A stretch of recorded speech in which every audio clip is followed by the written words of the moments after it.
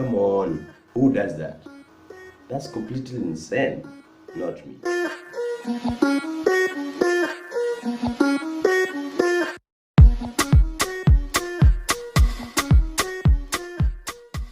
Welcome guys, this is Orthoflix and thanks for checking in. The truth is that I like talking to you guys about medical information, and today we're going to look at myths and misconceptions in medicine that even got some medics believing that they are true. Okay, stick around. Let's go. Misconception that drinking your own urine could have a medicinal purpose. Nah, that's completely insane.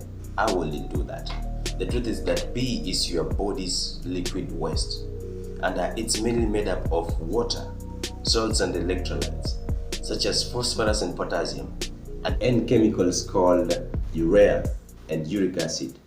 Your kidneys make it when they filter toxins and other bad stuffs from your blood.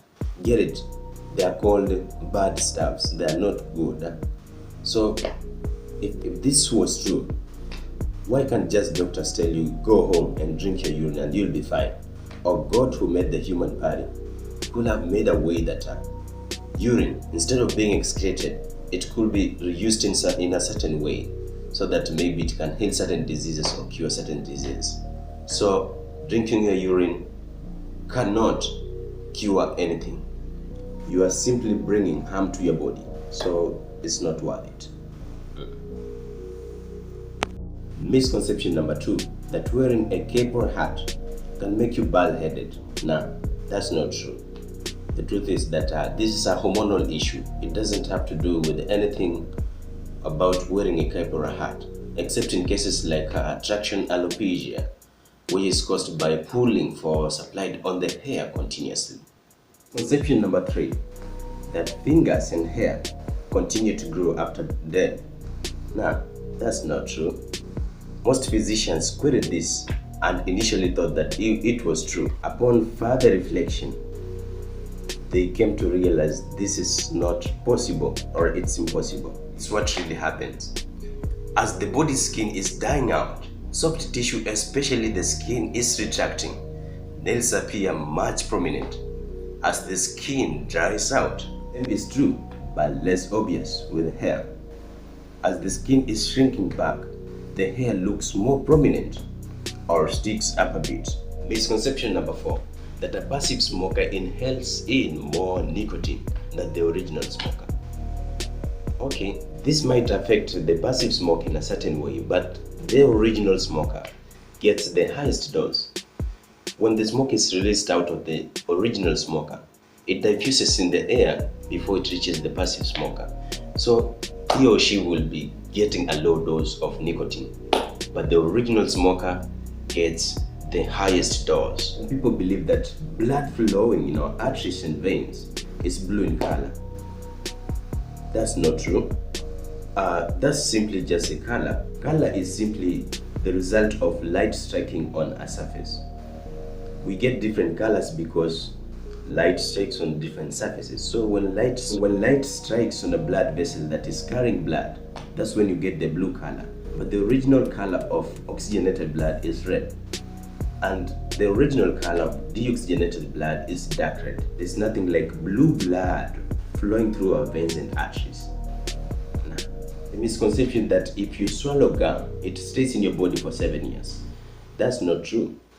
Of course, when you swallow gum, it will come out through your poop. This does not call out for you to be swallowing gum. It might cause serious complications like obstruction, especially in children.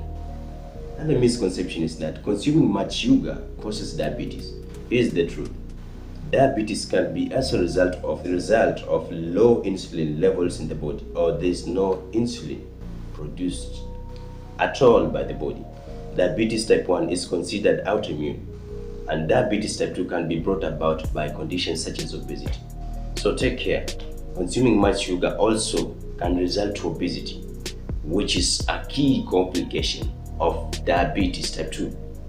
Also believe that people with diabetes, they hunger for sugars. Although yeah, they may present or they may experience hunger most of the times, but not specifically for sugars. Another most common myth that we use 10% of our brain. Is this true?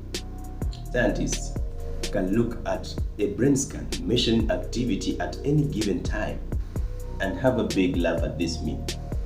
You just don't see a very big mass of a dormant area in the brain that is not in use. The truth is that every part of the brain is in use, from the frontal lobe, midbrain and the hindbrain, the diencephalon, the telencephalon, the cerebral cortex, the cerebellum, and the cerebrum. All these structures are in use, so someone should not lie to you that you only use 10% of your brain. This idea lingers in the popular culture because we want to think that we haven't reached our full potential, which is not true.